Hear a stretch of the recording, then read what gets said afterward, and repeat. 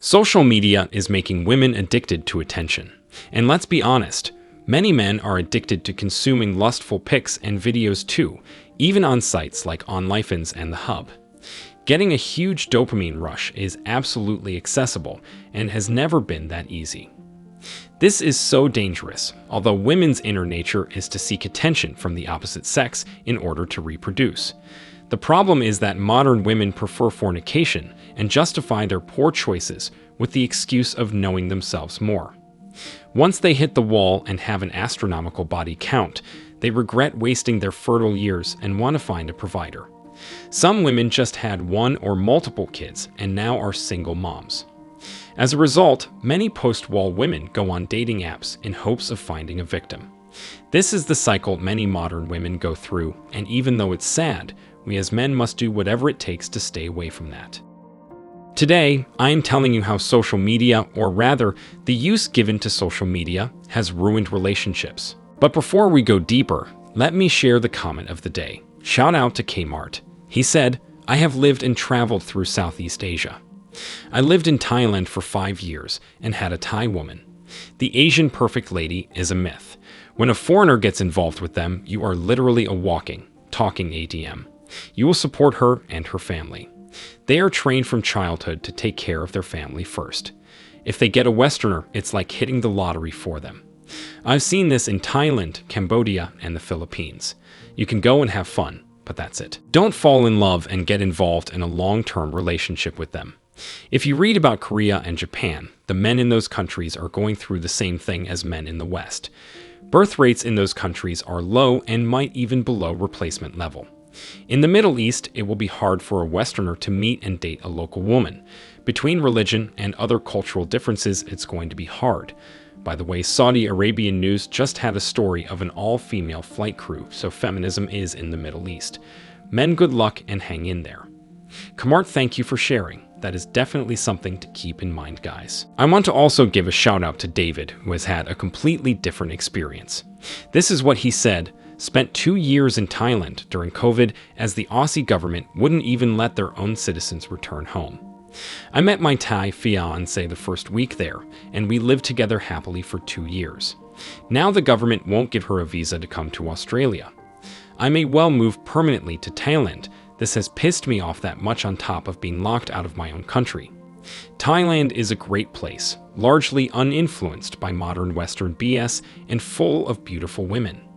Thanks for sharing, David. So in the end, I guess it has its pros and cons, guys. Kmart, don't forget to reach out to us by email to claim your $5. As usual, guys, I will pick one comment from each video. It may be the funniest, the most light, or one that touched me, so don't forget to leave a comment and you may be our next winner. Now, back to the video. Here's the thing, guys. Social media is a double-edged sword. Either you use it wisely or it uses you. Regardless of your gender, socioeconomic status, or any other metric, you either use social media or it uses you. I am not going to go down the rabbit hole, but just keep in mind that we've been reduced to products. Women are beauty objects and men are disposable ones. These supposedly free-to-use platforms make you pay with your time and energy, aka 2 of your most valuable assets.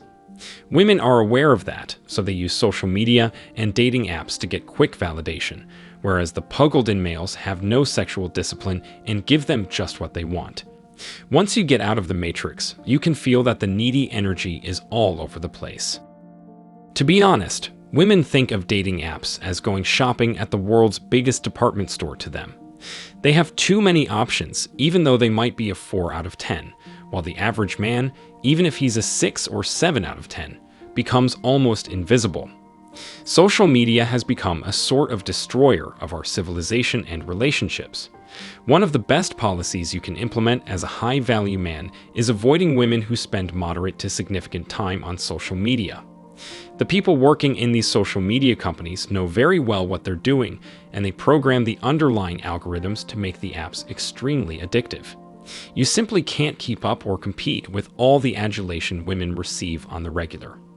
Their expectations and envy of other women only increase with social media use. These expectations are then placed on you as a man. And woe to the man who does not quickly like his girl's posts. Guys, it's better that you don't get sucked into the never-ending narcissism. I am not trying to sound like a bigot, but avoid sin and keep your life sane and simple, and stay on your grind. Modern women talk a lot about so-called toxic masculinity, but in reality, the opposite is at an all-time high. The proof is they are projecting the toxicity as being a male trait. They cannot stop blaming men. Here's another conclusion I draw after a few months of social media detox. I used to be all over Instagram. Strangely enough, it was one of those sites which were seemingly filled with wannabe lingerie models seeking validation for themselves. Like it was relentless. In view of the content here, it makes you wonder what the true state of their mental health is really like when they forever post up content designed mostly for likes and self-gratification. I spent a huge time without social media, and guess what? I did not miss it. It was almost like being granted freedom from sheer stupidity. Plus, when I had very low standards, women would spend their dates more using their phones than talking to me. At some point, I got so exhausted I walked out of the date because it was so disrespectful. But they don't care. They're back on Instagram to take their daily or even hourly dose of male validation.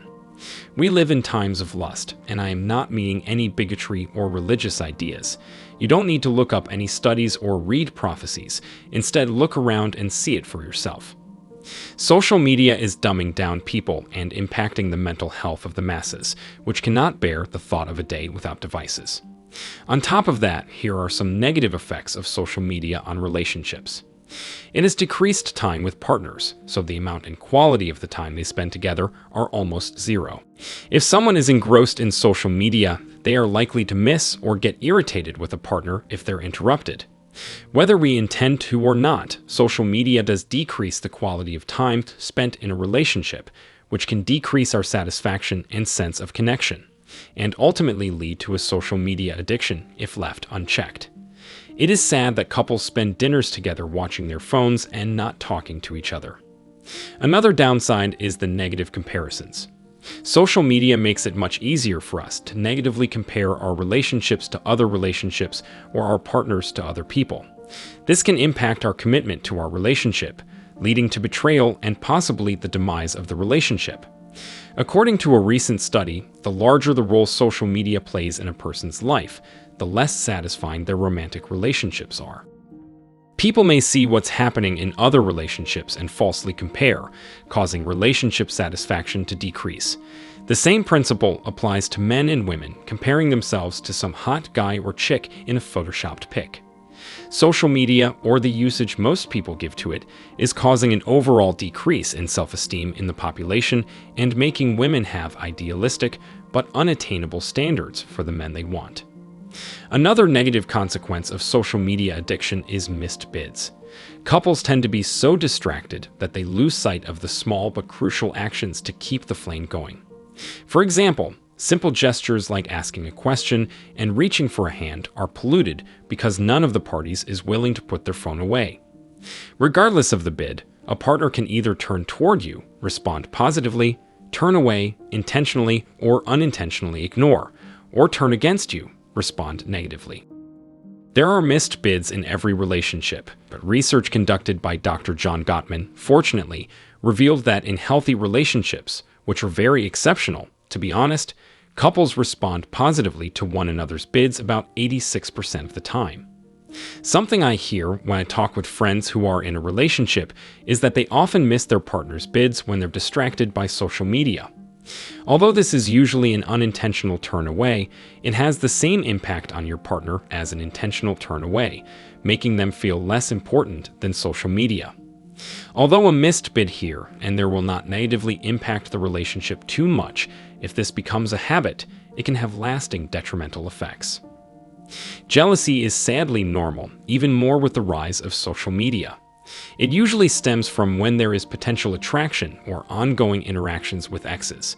That's why you probably heard the phrase, "she is not yours, it's just your turn." As you might already know, women are rarely single, they are often in touch with another guy, an ex, etc. You may see an interaction between your partner and someone they may be attracted to and interpret something between them that may or may not be there. Social media may also cause retroactive jealousy, which occurs when a person feels upset about their partner's romantic history, despite ex-partners not being a factor in the current relationship.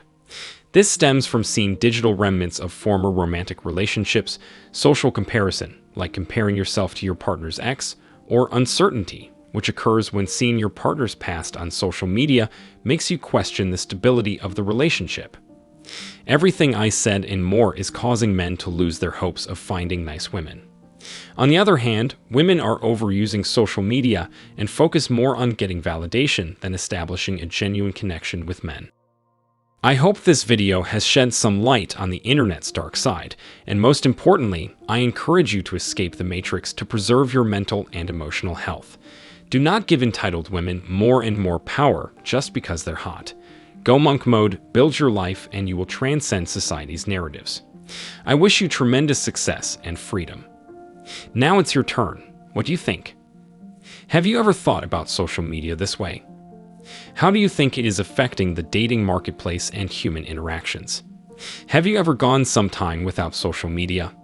Let me know your thoughts in the comment section below. Remember that if you leave the best comment, you will get $5. Thank you so much for watching. If you found this video useful, hit the like and subscribe buttons, comment, and share it. See you in the next video. Till next time.